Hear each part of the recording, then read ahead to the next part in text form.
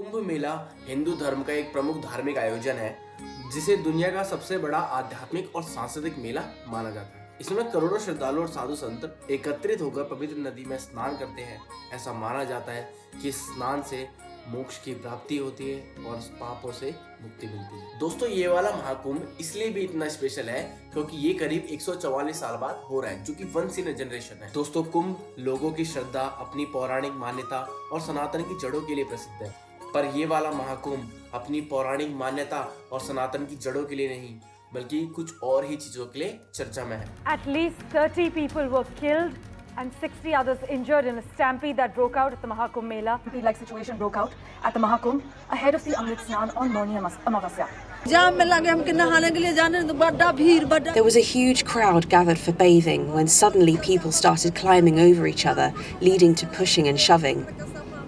29 जनवरी 2025 अचानक से श्रद्धालुओं की भीड़ आउट ऑफ कंट्रोल हो जाती है। लोग कुछ समझते इससे पहले ही वहां भगदड़ मच जाती है। इस भगदड़ में करीब 30 लोग मारे गए और 60 से भी ज्यादा लोग घायल हो गए। क्या ये एक आकस्मिक घटना थी? क्या प्रशासन को अनुमान था कि ऐसी घटना हो सकती है? ये घटना और साथ ही ऐसी होने वाली और तमाम घटनाओं के लिए कौन जिम्मेदार है, प्रशासन या आम लोग? आइए स्टेप बाय स्टेप समझते हैं कि महाकुंभ में आई श्रद्धालुओं की ये भीड़ केओस से स्टैम्पेड में कैसे बदल गई। दोस्तों, 29 जनवरी को मौनी अमावस्या की शुरुआत होने वाली थी। मौनी अमावस्या हिंदू धर्म में बहुत ही शुभ मानी जाती है, इसलिए अधिकतर श्रद्धालु इस मुहूर्त पर स्नान लेना चाहते थे। लोग 28 जनवरी की रात से ही संगम नोज के पास एकत्रित होने लगे। संगम नोज वह स्थान है जहाँ गंगा, यमुना और अदृश्य सरस्वती मिलती है। इस जगह के आकार की वजह से इसे संगम नोज कहते हैं।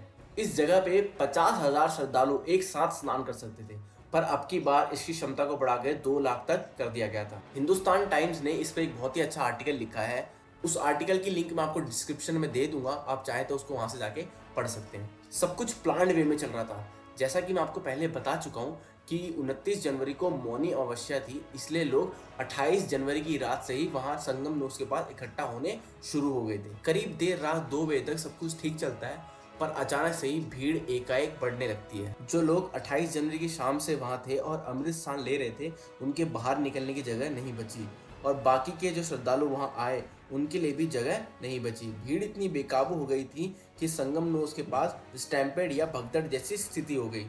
इस अफरा तफरी को लोग और प्रशासन जब तक समझते, चीजें आउट ऑफ हैंड जा चुकी थी। जो लोग उस हादसे के दौरान वहां पे मौजूद थे, उन्होंने बताया कि हादसे की मेन वजह थी संगम नोज पे अचानक भीड़ का बढ़ना। इस घटना की खबर मिलने के बाद अखाड़ा साधुओं ने भी अपने अमृत स्नान को स्थगित किया और इसे दोपहर में किया। मौके पे मौजूद डीआईजी वैभव कृष्णा ने बताया कि जो बैरिकेड्स, क्राउड मैनेजमेंट और लोगों की सुविधा के लिए बनाए गए थे, लोग एकाएक उसके ऊपर से कूदते गए और घाट की ओर बढ़ने लगे। जो लोग घाट पे पहले से अपनी बारी का इंतजार कर रहे थे, वो लोग भी भीड़ से डर गए और अफरा तफरी का माहौल हो गया।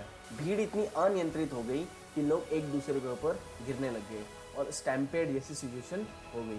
दोस्तों, देखने में तो एक आकस्मिक घटना लगती है और ऐसा लगता है भीड़ अचानक बढ़ने की वजह से ऐसी स्थिति उत्पन्न हुई और ये घटना हो गई। पर क्या प्रशासन को सचमुच इसका अनुमान नहीं था कि एक ऐसी स्थिति हो सकती थी? प्रशासन और सरकार ने ऐसी स्थिति से बचने के लिए क्या इंतजाम किए थे? इस महाकुंभ के लिए कुल 7,500 करोड़ का बजट अलॉट किया गया था और 45 दिन के इस महाआध्यात्मिक सम्मेलन से करीब 2 लाख करोड़ का रेवेन्यू जनरेट होने वाला था। क्या सरकार और प्रशासन को इस बात का अंदाजा नहीं था कि मौनी अमावस्या वाले दिन आम दिनों की तुलना में अधिक श्रद्धालु आएंगे? सरकार ने इसके लिए क्या इंतजाम किए थे?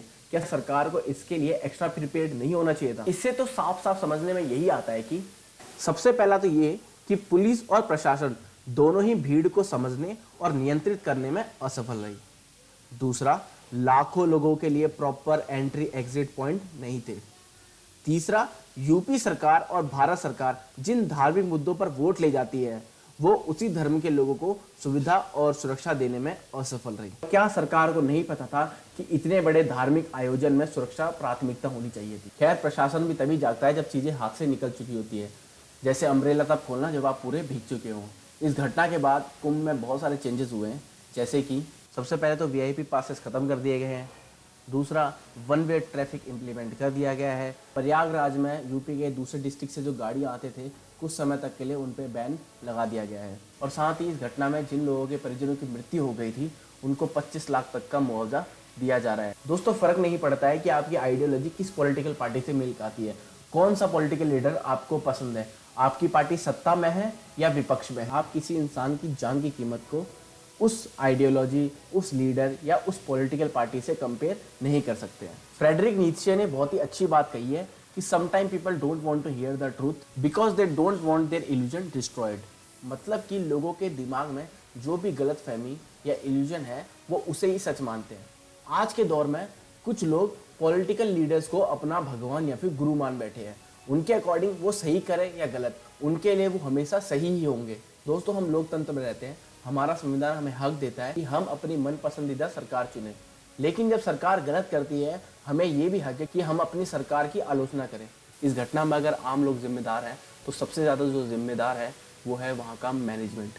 7,500 करोड़ का बजट होने के बावजूद भी इतने लोगों को अपनी जान गंवानी पड़ी है। महाकुंभ जैसा भव्य आयोजन कई चुनौतियों के साथ आता है।